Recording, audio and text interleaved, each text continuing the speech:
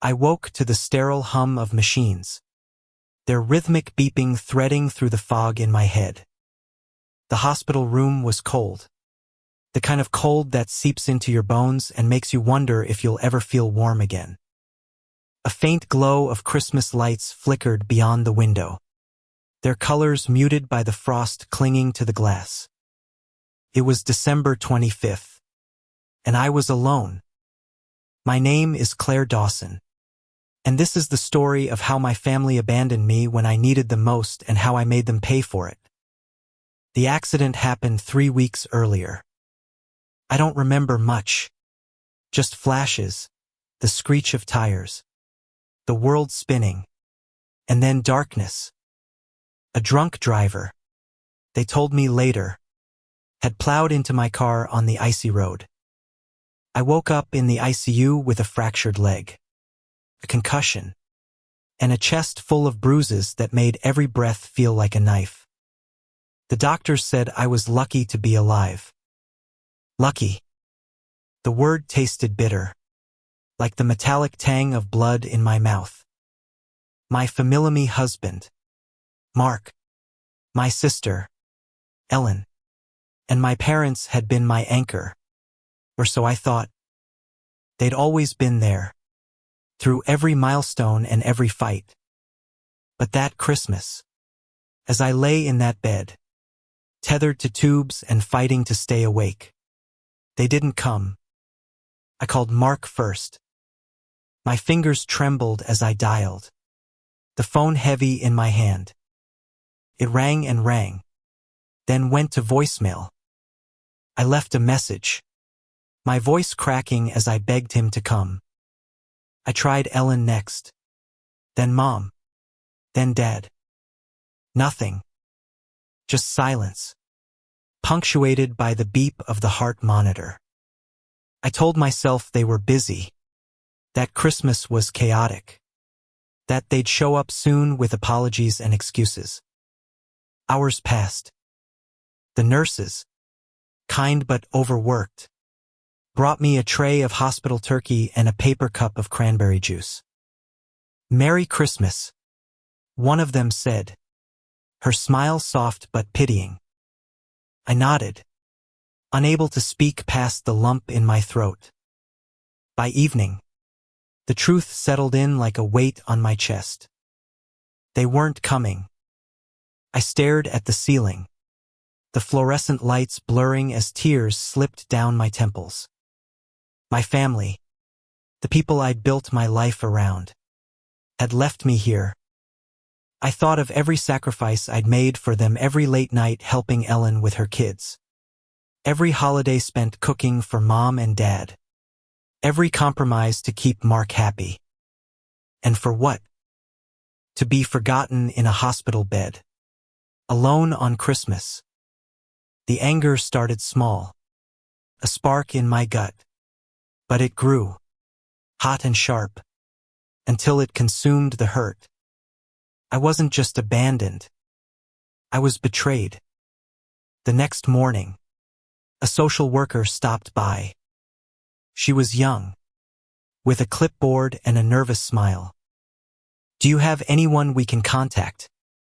she asked. I shook my head, the motion making my vision swim. "No one," I said, and the words felt like a vow. I didn't know it then, but that moment was the beginning of everything. The spark of anger became a plan, one that would take months to unfold but would burn brighter than any Christmas light. When I was discharged a week later, I went home to our suburban house, the one Mark and I had bought after years of saving.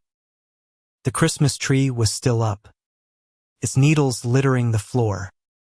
There was no note, no sign of him. I checked my phone again, still no calls, no texts. I limped to the bedroom, my crutches thudding against the hardwood, and found his side of the closet half empty. My heart stuttered. He hadn't just forgotten me. He'd left. I sank onto the bed, clutching his pillow, and that's when I saw it, A receipt on the nightstand. Dated December 24th. For a hotel downtown. 2 guests. My hands shook as I read it, the pieces falling into place. I called Ellen again, desperate for answers. This time, she picked up. Claire. Oh my God. Are you okay? Her voice was syrupy, too sweet, like she was trying to cover something. I asked where she'd been, why no one came. She stammered. Something about a family emergency. But the details were vague. Slippery. I pressed her, my voice rising, and she snapped. You're being dramatic. We were busy. Busy. The word was a slap. I hung up, my mind racing. Something was wrong, deeper than neglect. I needed to know what they were hiding. That night, I sat at the kitchen table, the receipt in front of me, and started digging. I logged into our shared bank account. Mark hadn't bothered to change the password. There were transactions I didn't recognize, dinners, hotel stays, even a jewelry purchase. My stomach churned. I checked his email next, my fingers flying over the keys.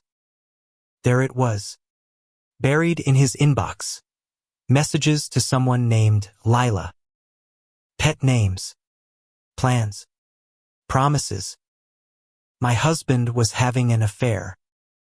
And worse, there were emails from Ellen. Casual mentions of keeping Claire out of it and making sure Mom and Dad don't talk. They were all in on it. My family wasn't just absent, they were conspiring. The betrayal was a living thing, clawing at my chest. I wanted to scream, to break something, but instead, I made a decision.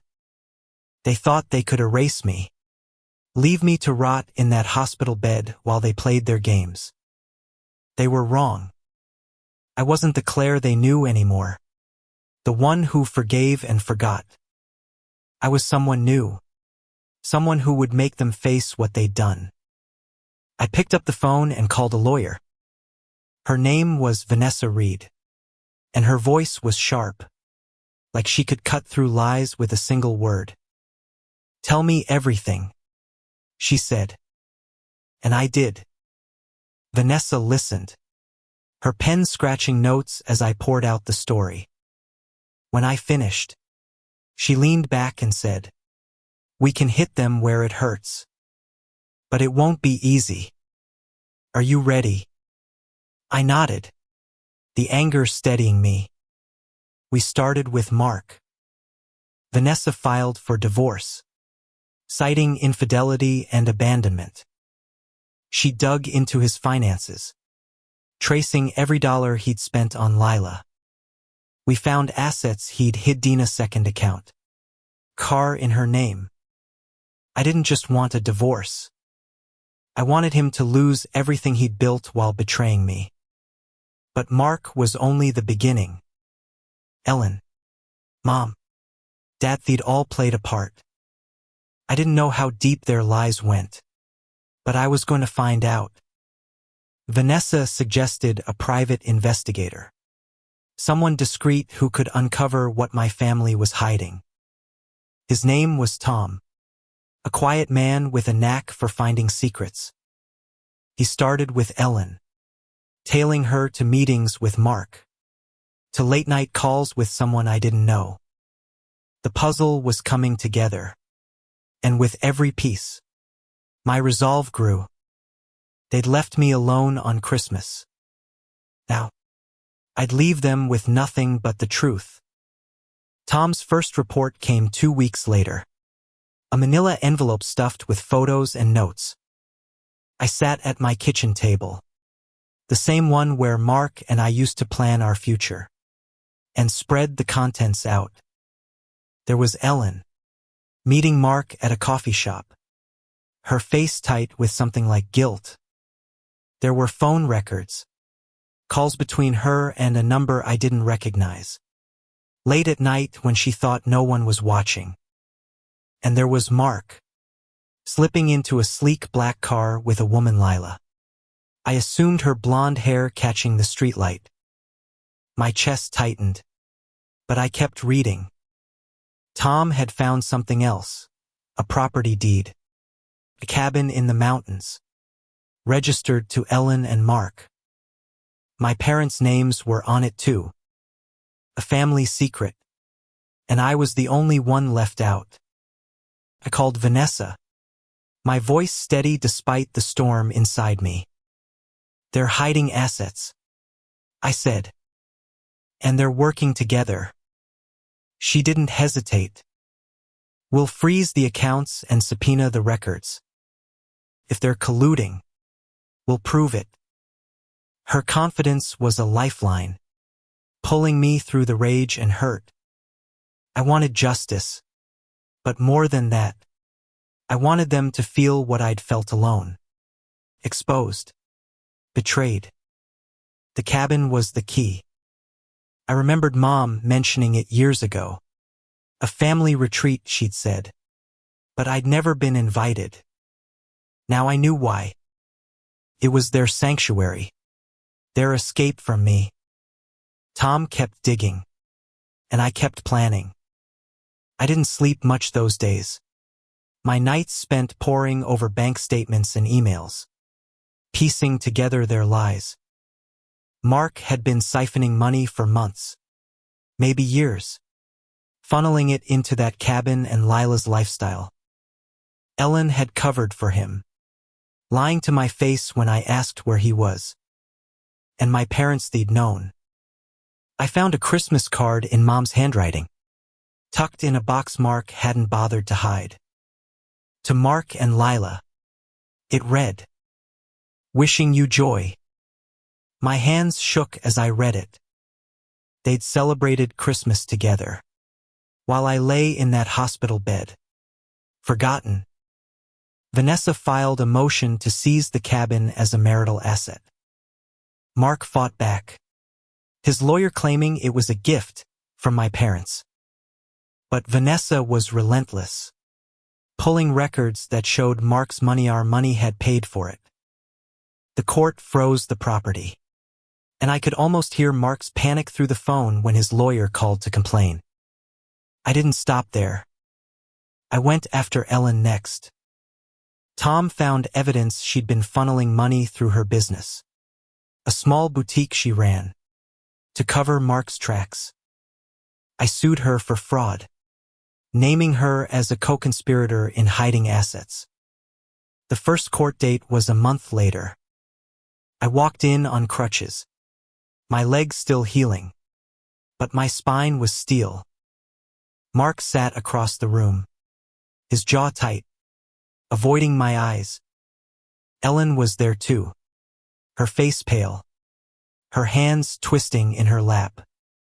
My parents weren't, but I knew they'd hear about it. Vanessa stood beside me, her presence a shield. "They thought they could bury you," she whispered as we waited for the judge. "Let's bury them instead." The hearing was brutal. Vanessa laid out the evidence bank records, emails, the deed. Mark's lawyer stammered, unprepared for the depth of our case. The judge granted a temporary injunction, locking their accounts until the trial. I saw Mark outside the courtroom, his face flushed with anger. "You're tearing this family apart," he hissed. I laughed, a sharp, bitter sound. "You did that when you left me in that hospital." He flinched, and for a moment, I saw the man I'd married charming, flawed, human. But then I remembered the receipt, the emails, the lies. He wasn't that man anymore, if he ever had been. I turned away, my crutches clicking against the marble floor, and didn't look back. Ellen called that night, her voice shaking. Claire, please, let's talk. We can fix this. I let her talk, her words spilling out excuses, half-truths, apologies that rang hollow. You knew, I said finally. You all knew, and you chose him over me. She went silent, and I hung up. The anger was still there, but it was colder now, focused. I wasn't just fighting for money or assets.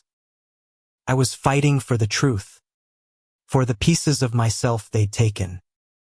Tom's next report brought a new twist. Lila wasn't just Mark's mistress, she was Ellen's friend. Someone they'd all known for years. They'd planned it, kept me in the dark while they built their perfect little world without me. The cabin wasn't just a hideaway. It was a symbol of their betrayal, a place where they laughed and loved while I suffered. I wanted to burn it down, but Vanessa had a better idea. We'll take it, she said, and we'll make sure they know it's yours. I started seeing a therapist, Dr. Ellis, to keep myself grounded.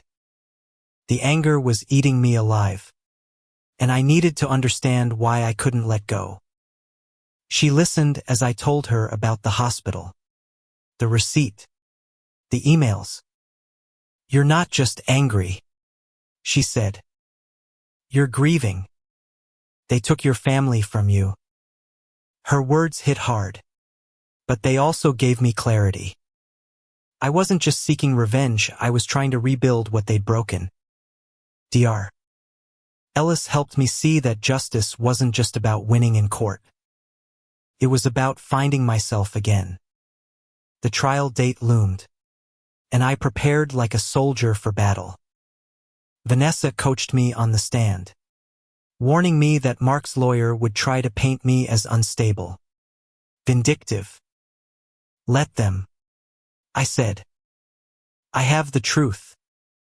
I spent nights memorizing dates, transactions, emails, anything that could bury them. I wasn't afraid anymore. They'd left me to drown, but I'd learned to swim. And now, I was coming for them. The courtroom smelled of polished wood and old paper, a sterile contrast to the chaos in my heart. I sat at the plaintiff's table, Vanessa beside me, her briefcase a fortress of evidence. Across the room, Mark looked smaller than I remembered, his suit slightly wrinkled, his eyes darting to the door like he wanted to run. Ellen sat behind him, her face a mask of defiance. But her hands betrayed her, twisting a tissue into knots. The judge, a woman with sharp eyes and a no-nonsense voice, called the room to order. I took a deep breath, the weight of the moment grounding me. This wasn't just about money or the cabin. This was about making them see me, the Claire they'd discarded. Vanessa opened with a timeline, her voice steady as she laid out the betrayal. She showed the judge the hospital records, proving I'd been alone on Christmas. She presented the receipt, the emails, the bank statements, each piece a brick in the wall we were building. Mark's lawyer tried to interrupt, claiming the cabin was a family gift, not marital property. But Vanessa was ready. She produced the deed, showing Mark's name, and bank transfers from our joint account. The judge's pen moved quickly, her face unreadable. I watched Mark shift in his seat, his discomfort a small victory.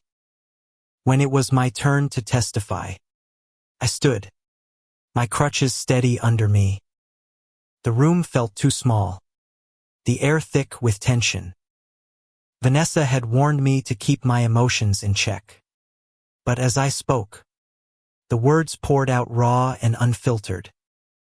I told the judge about waking up alone, about the calls that went unanswered, about finding the receipt and the emails. I described the moment I realized my entire family had conspired against me. My voice broke when I mentioned the Christmas card. The one Mom wrote to Mark and Lila. The courtroom was silent, the weight of my words hanging in the air. Mark's lawyer cross-examined me, his questions sharp, meant to trip me up. "Isn't it true you've always been jealous of your sister?" he asked, his tone smug. I stared at him, my anger a quiet fire. "No," I said. "I loved her. That's why this hurts so much." He faltered, and I knew I'd landed a blow. Vanessa smiled faintly, a signal to keep going. I did, laying out every detail, every lie they told.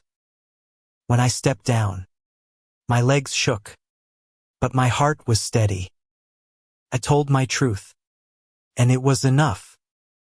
Ellen took the stand next, her voice trembling as she tried to explain. She claimed she didn't know about the hospital, that she thought Mark had handled it. But Vanessa was relentless, producing phone records showing calls between Ellen and Mark on Christmas Day. While I was begging for someone to come, Ellen's face crumpled, and for a moment, I felt a pang of pity. But then I remembered her lies, her busy excuse, and the pity burned away. The judge asked her pointed questions, and Ellen's answers were weak, unraveling under scrutiny. After the hearing, Vanessa pulled me aside. "We're winning," she said. "But they're not done fighting." She was right. Mark's lawyer filed a counterclaim, accusing me of fabricating evidence, of being mentally unstable after the accident. It was a desperate move, but it stung. I went back to Dr. Ellis that night, my anger flaring again. "They're trying to make me the villain," I said.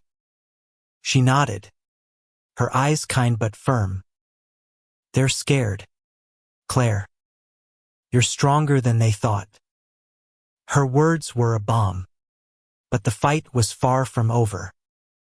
Tom's next report was a bombshell.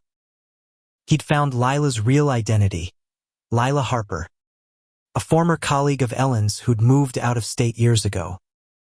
She'd come back last year, reconnecting with Mark through Ellen. They'd planned the affair carefully, using the cabin as their meeting place. But there was more. Lila had a criminal record: fraud, embezzlement. She'd been using Mark, draining his accounts while Ellen helped cover it up. My parents, it seemed, were complicit, signing off on the cabin to keep the peace. The betrayal was deeper than I'd imagined, a web of lies spun by everyone I loved. I met with Vanessa and Tom, laying out the new evidence. "We can expand the lawsuit," Vanessa said. "Conspiracy to commit fraud, maybe even racketeering if we push it." I hesitated. Part of me wanted to destroy them, to tear down everything they'd built. But another part, the part Dr. Ellis was helping me find, wanted something else: closure, not just vengeance. I told Vanessa to focus on the cabin and the divorce for now. I needed to understand my own heart before I burned theirs to the ground. That night, I dreamed of the hospital again, the beep of the machines, the empty chair beside my bed. But in the dream, I wasn't alone. I saw myself standing there, strong, unbroken, watching the old Claire suffer. "You're enough," the dream Claire said. I woke with tears on my cheeks, but they weren't sad. They were fierce. I was done being the victim. The trial was my chance to rewrite the story. to take back what was mine. The next hearing was scheduled for spring, giving us time to build the case. I spent those months healing, physically and emotionally. My leg grew stronger, and so did I. Dr. Ellis helped me see that my anger wasn't just about them, it was about me. About the years I'd spent putting their needs above my own. I started painting again, something I hadn't done since college. The canvases were raw, full of reds and blacks, but they were mine. They were proof I was still here, still fighting. And when the trial came, I'd be ready to face them all. Spring arrived, and with it, the trial. The courtroom felt different this time, less like a battleground and more like a stage where my story would finally be heard. I spent months preparing, not just with Vanessa but with myself. Dr. Ellis had taught me to channel my anger into purpose, to see this fight as a way to reclaim my voice. I wasn't just suing Mark and Ellen, I was suing the version of myself who'd let them define me. The hospital bed, the unanswered calls, the receipt on the nightstand, they were all part of a narrative I was rewriting. Line by painful line.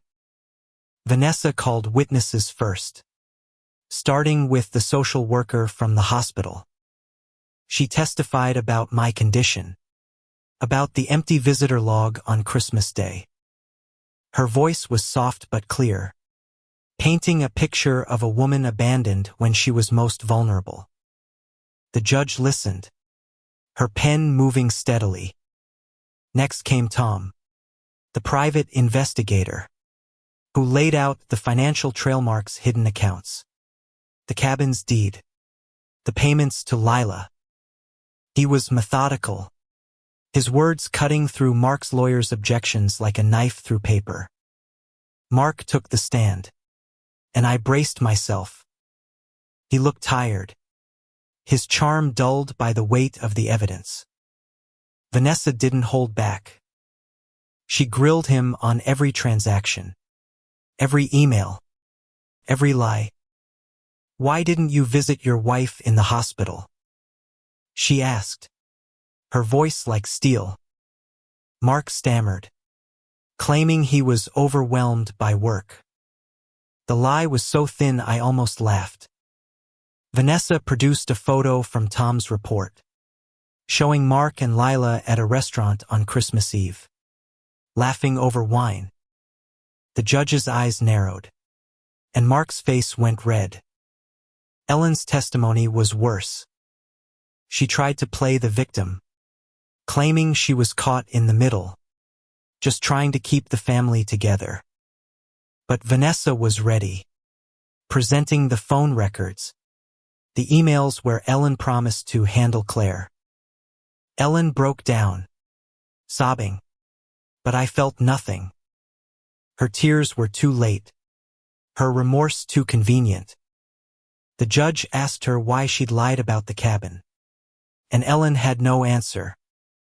I watched her crumble, and for the first time, I didn't feel like the sister who'd always cleaned up her messes. I felt like a stranger, watching someone I no longer knew. My parents were called next. I hadn't spoken to them since the hospital, hadn't wanted to hear their excuses. Mom took the stand first, her hands trembling as she clutched her purse. She tried to explain, saying they thought Mark was taking care of me, that they didn't know about the affair. But Vanessa showed the Christmas card, the one addressed to Mark and Lila, and Mom's face went pale. "You welcomed her into the family," Vanessa said, her voice calm but cutting, "while your daughter lay alone in a hospital bed." Mom looked at me, her eyes pleading, but I looked away. Dad's testimony was shorter, gruff and defensive. He claimed he didn't know the details, but the deed with his signature told a different story. The trial stretched over days. each one peeling back another layer of their lies. Vanessa was a maestro, orchestrating the evidence into a symphony of truth. She called an accountant who testified about the hidden accounts, a real estate agent who confirmed the cabin's value. Every piece tightened the noose around Mark and Ellen. But it wasn't just about them anymore. I started to see the bigger picture, the way I'd let their needs eclipse mine. The way I'd ignored my own worth. Dr. Ellis was right. This wasn't just about revenge. It was about redemption. Outside the courtroom, I started rebuilding my life. I sold the house, the one filled with memories of Mark's betrayal, and moved into a small apartment downtown. It was simple, but it was mine. I filled it with my paintings, each one a step toward healing. I started volunteering at a women's shelter, helping others who'd been abandoned, betrayed. It gave me purpose, a way to turn my pain into something good. But the trial was never far from my mind. Every night, I reviewed Vanessa's notes, preparing for the next day's battle. Mark's lawyer tried a last-ditch effort, calling a psychiatrist to claim my anger was a sign of instability. Vanessa objected, arguing the testimony was irrelevant, and the judge agreed. I took the stand again, this time to rebut their claims. I spoke about my therapy, about how I'd fought to rebuild myself after their betrayal. I'm not unstable, I said, looking at the judge. I'm awake. The words felt like a release, a declaration of who I'd become. The courtroom was quiet, and I knew I'd been heard. When the day ended, Vanessa pulled me aside. We're close, she said. The judge is leaning our way. I nodded, but my mind was elsewhere. I kept thinking about Mom's face on the stand, the way she'd looked at me. Part of me wanted to reach out, to ask why she'd chosen Mark over me. But another part, the stronger part, knew it didn't matter. Their reasons were theirs. My truth was mine. As I left the courthouse, I saw Ellen lingering by the steps. She called my name, her voice small. I stopped, but I didn't turn. I'm sorry, she said. I waited, expecting more, but she said nothing else. I walked away, the spring air cool against my skin. I didn't need her apology. I needed justice, and I was so close I could taste it. The trial's final days were a blur of tension and revelation. Vanessa had saved her strongest evidence for last recorded conversation Tom had obtained, legally, from a voicemail Lila left on Ellen's phone. In it, Lila laughed about keeping Claire in the dark while planning a New Year's party at the cabin. The judge's face hardened as the recording played, the room silent except for Lila's smug voice. Mark's lawyer objected, claiming it was inadmissible. But Vanessa had dotted every legal I, crossed every T. The judge allowed it, and I saw Ellen shrink in her seat, her eyes fixed on the floor.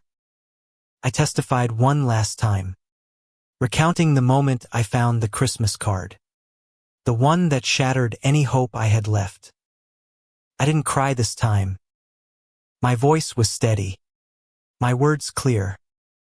I spoke about the hospital, the loneliness, the betrayal that cut deeper than any injury. I talked about rebuilding, about finding strength in the ashes of their lies. The judge listened, her eyes locked on mine, and I felt seen in a way I hadn't since before the accident. Vanessa closed by asking for the cabin, half of Mark's assets, and damages for emotional distress. She also pushed for Ellen to be held liable for fraud. It was a bold move, but Vanessa never played small. The defense's closing was weak, a patchwork of excuses and deflections. Mark's lawyer tried to paint him as a man caught in a mistake, not a villain. Ellen's lawyer claimed she was manipulated, a bystander in Mark's schemes. I didn't buy it, and neither did the judge, judging by her expression. When the courtroom emptied, I felt a strange calm. The fight wasn't over, but I'd done everything I could.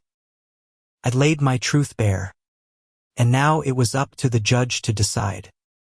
Waiting for the verdict was torture. I spent the days painting, my brushstrokes fierce and deliberate. The canvases were darker now, but there was light in them, two streaks of gold and blue, signs of hope. Dr. Ellis noticed the change in our sessions. "You're not just surviving," she said. "You're creating." Her words stayed with me, a reminder that this fight was about more than revenge. It was about proving I was more than their betrayal. I started visiting the women's shelter more often, listening to stories that echoed mine. Women abandoned, betrayed, but still fighting. One woman, Maria, told me about her ex-husband, how he'd left her with nothing but debts. I shared my story, not the details, but the feeling, the way betrayal hollows you out, the way you learn to fill the emptiness with your own strength. Maria hugged me, her grip fierce, and I realized I wasn't alone anymore.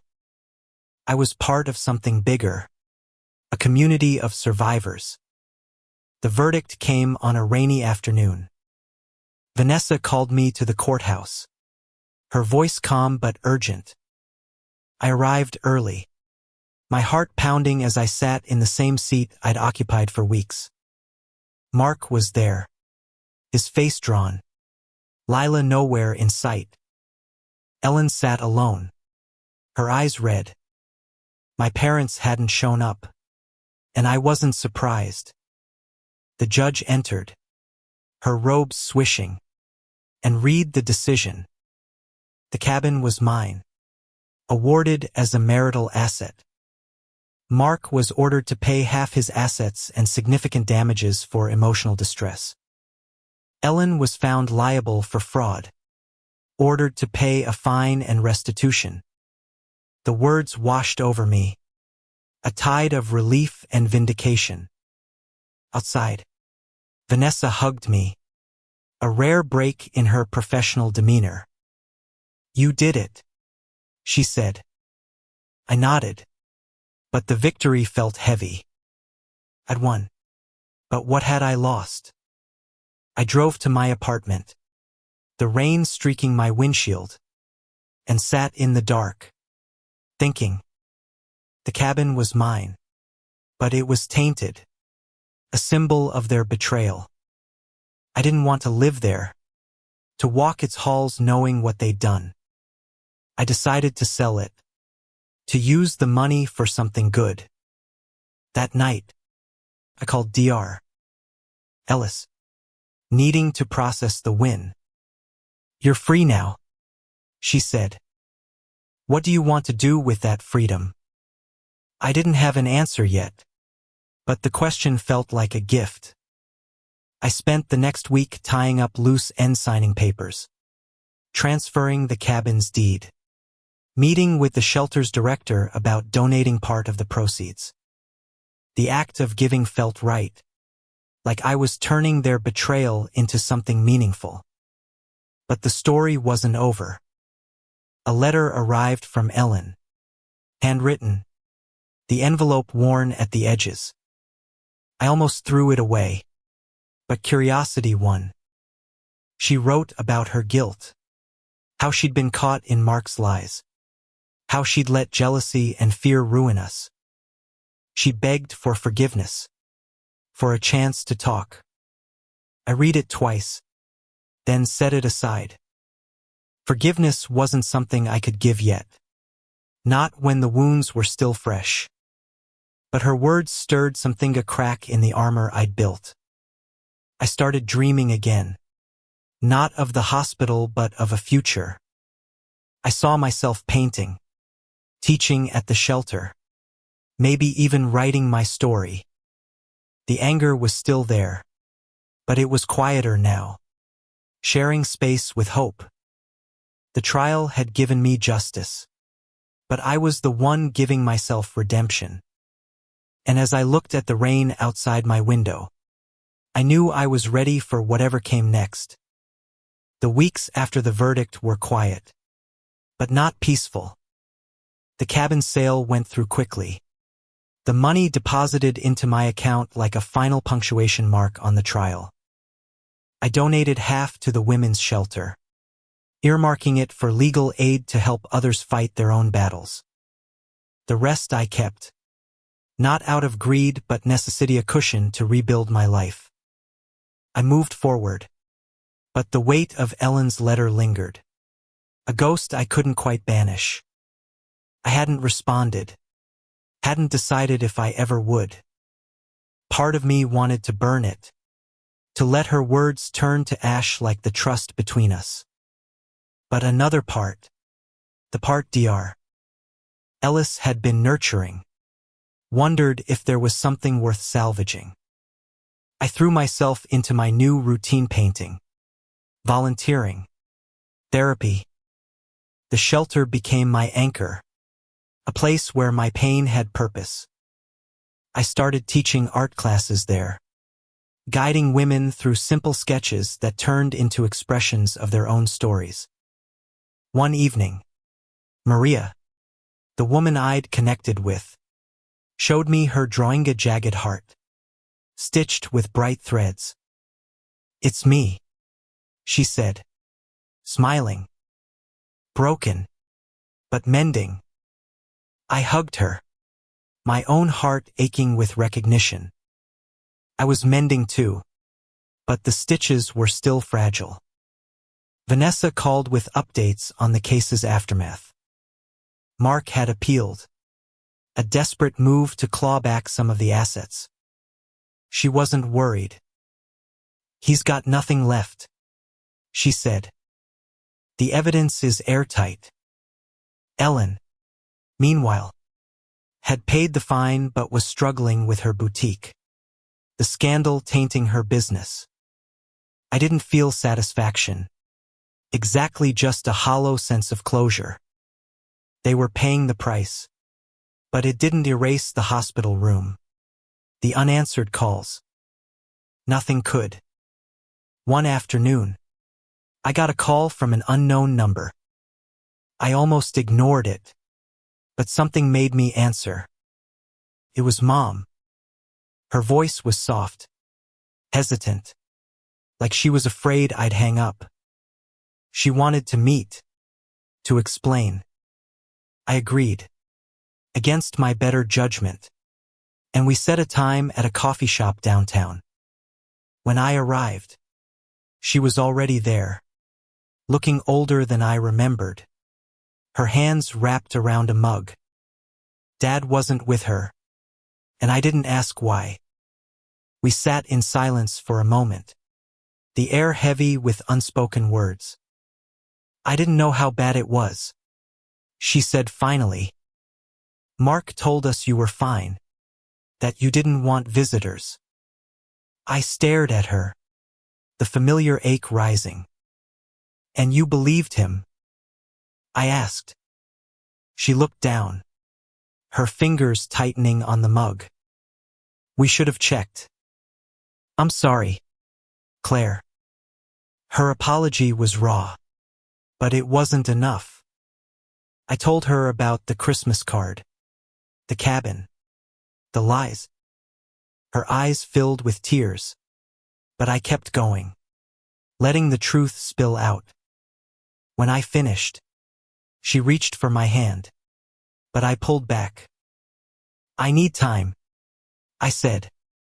She nodded, wiping her face, and I left. my heart a tangle of anger and grief. Dr. Ellis helped me unpack the meeting. "You're allowed to feel both," she said. "You can love them and still be angry." Her words were a lifeline, helping me navigate the mess of emotions. I started painting again, this time with softer colors, blues and greens, like the promise of a new season. The canvases were still raw, but they held hope, a reflection of the woman I was becoming. A month later, I got another letter, this time from Dad. It was short, gruff, like him. He didn't apologize. Not directly. But he wrote about regret, about wishing he'd been stronger. He asked to see me, but I wasn't ready. I tucked the letter away, next to Ellen's, and focused on my work at the shelter. The women there were my family now, their strength mirroring mine. I saw myself in their stories, in their fight to rise above betrayal. Mark's appeal failed, as Vanessa predicted. She called me with the news, her voice triumphant. "It's over, Claire. You won." I thanked her, but the victory felt distant. Winning in court hadn't filled the hole they'd left. That was up to me. I started planning a new project at the shelter, an art exhibit to showcase the women's work, to tell their stories through color and shape. It was a way to give voice to the voiceless, to turn pain into something beautiful. One evening, as I was setting up for a class, Maria pulled me aside. "You're different now," she said. "Stronger." I smiled, surprised by how much her words meant. I was different, not because of the trial or the money, but because I'd chosen to keep going. The hospital, the betrayal, the courtroom, they were part of my story, but they weren't the end. I kept Ellen's letter on my desk, a reminder of the choice I still had to make. Forgiveness wasn't a switch I could flip, but I was starting to see it as a possibility. Not for them, but for me. I wanted to be free, not just from their lies, but from the anger that had defined me for so long. As I painted that night, the canvas filled with light, I knew I was close. The redemption I'd fought for wasn't just in the courtroom. It was in me, in every stroke, every step forward. The art exhibit at the shelter was a turning point.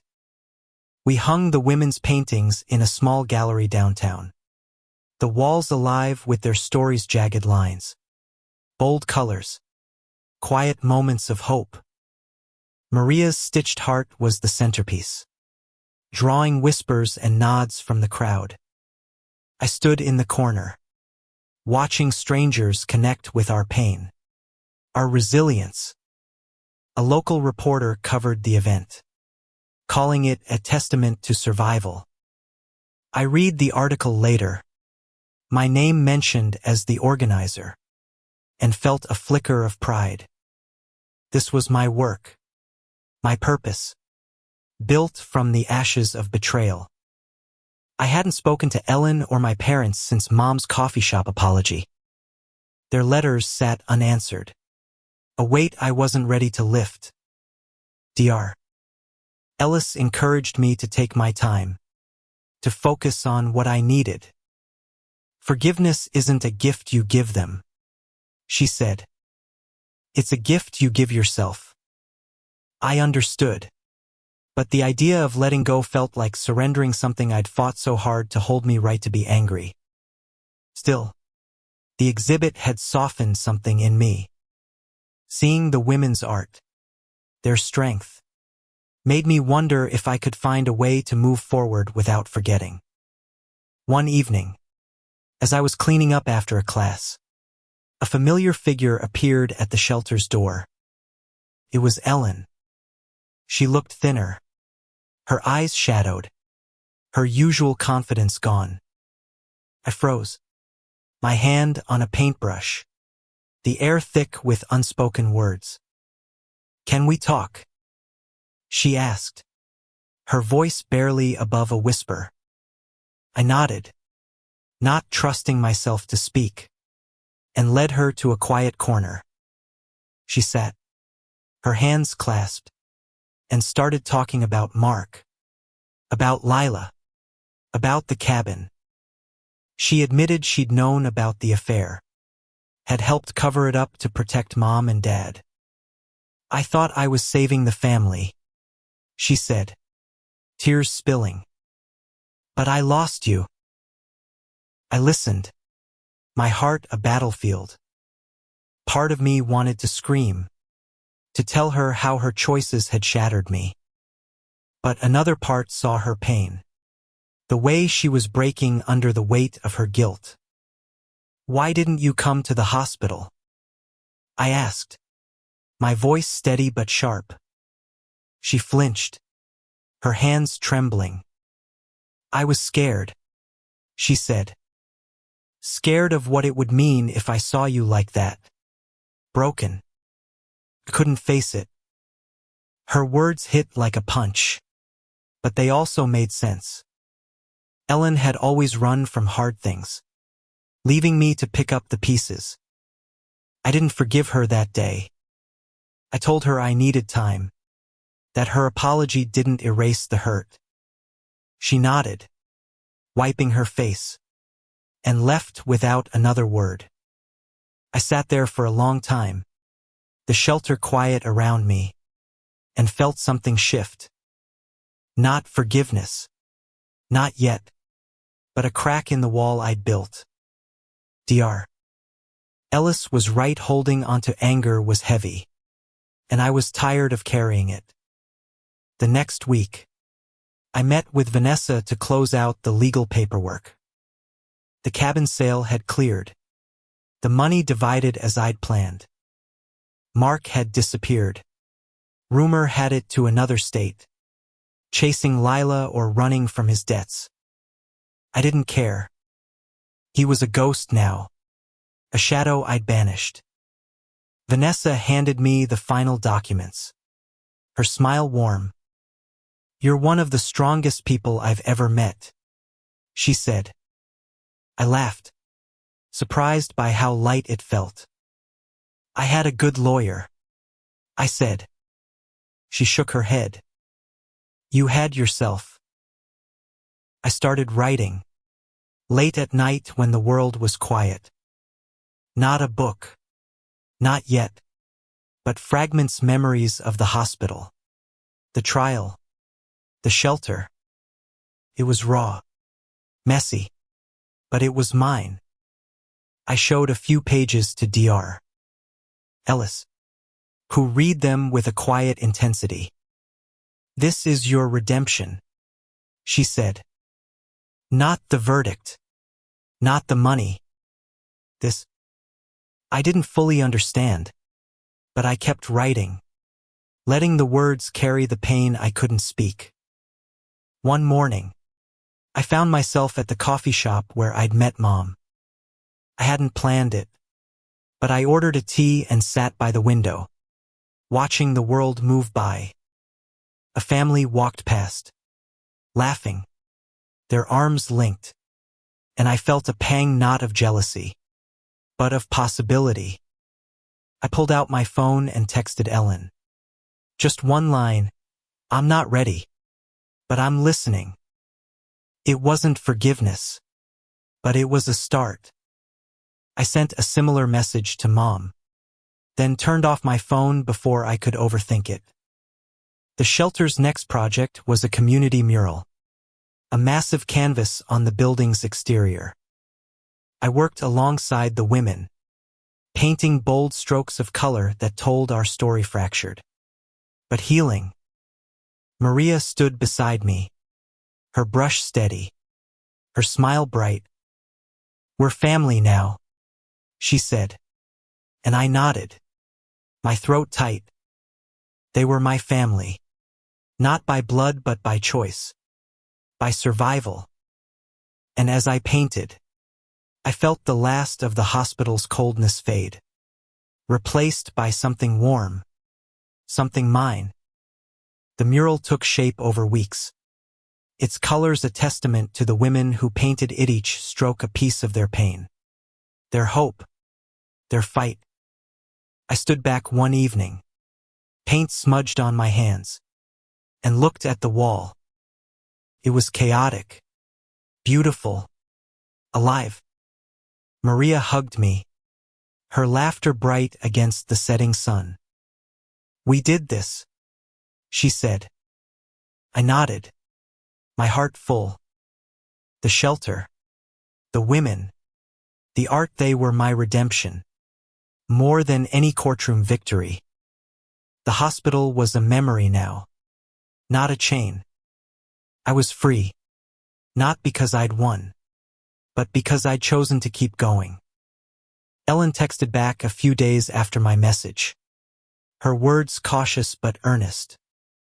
"Thank you for listening," she wrote. "I'll wait." I didn't respond, but I kept the message. A small bridge I might cross one day. Mom called, leaving a voicemail I played twice. Her voice was softer, less certain, asking if we could try again. I didn't call back, but I saved the message too. Dad sent another letter, longer this time, admitting he'd been wrong to trust Mark, to stay silent. I read it alone in my apartment, the words heavy but honest. I wasn't ready to see them, but I was starting to imagine a future where I might. My writing grew into something more, a memoir taking shape on my laptop. It wasn't just about the hospital or the trial, it was about the women at the shelter, about Maria's stitched heart, about the mural that held us together. I shared a chapter with Dr. Ellis, who read it with tears in her eyes. "You're giving them a voice," she said. "And you're finding yours." I hadn't thought of it that way, but she was right. The words were my way of making sense of the betrayal, of turning it into something that could help others. One afternoon, I got an unexpected call from Vanessa. She'd heard about the mural, the exhibit, the work I was doing. "You're building something incredible," she said. "I'm proud of you." I thanked her, my voice catching. Vanessa had been my warrior, but I was learning to be my own. She mentioned a legal aid organization interested in my story, asking if I'd speak at their fundraiser. I agreed, nervous but ready. Sharing my truth in court had been one thing. Sharing it to inspire others was another. The fundraiser was a month later, in a sleek downtown venue. I stood at the podium, my notes trembling in my hands, and told my story, not just the betrayal, but the rebuilding. I talked about the shelter, the women, the art that saved us. The room was quiet, then erupted in applause. Afterward, a woman approached me, her eyes bright with tears. "I was in a hospital once, alone," she said. "Your story gives me hope." I hugged her, my own eyes stinging. This was why I'd fought, not just for justice, but for this moment, this connection. I kept painting, teaching, writing. The memoir grew, each chapter a step toward understanding. I started meeting with Ellen. Small steps, coffee, then lunch, then a long walk where we didn't talk much but didn't need to. She was trying, and I was learning to listen. Mom and I met again, this time with Dad. It was awkward, full of silences, but it was a start. Forgiveness wasn't a line I crossed. It was a path I walked. Slowly, deliberately. I didn't trust them yet, but I trusted myself. And that was enough. The mural was finished in late summer, unveiled with a small ceremony. The women stood together, their faces glowing with pride. Maria spoke, her voice steady, about how the shelter had given her a home. Family. I looked at her, at the others, and felt a warmth I hadn't known since before the accident. They were my family now, bound by shared scars and shared strength. The reporter came back, writing a follow-up about the mural, calling it a beacon of hope. I clipped the article, tucking it beside Ellen's letter, a reminder of what I'd built. One night, alone in my apartment, I opened my laptop and wrote the final chapter. It wasn't about the trial or the hospital, it was about the future. I wrote about the woman I'd become, the one who'd learned to stand alone and then chose to stand with others. I wrote about the shelter, the mural, the women who'd shown me what family could mean. And I wrote about forgiveness, not as a gift I owed anyone, but as a choice I made for myself. I closed the laptop and looked out my window, the city lights soft against the dark. The hospital was a distant memory, the courtroom a closed chapter. I was Claire Dawson, not defined by betrayal but by what I'd done with it. I'd left them in court. Yes. But more importantly, I'd found myself. And as I turned off the light, I knew that was the real victory.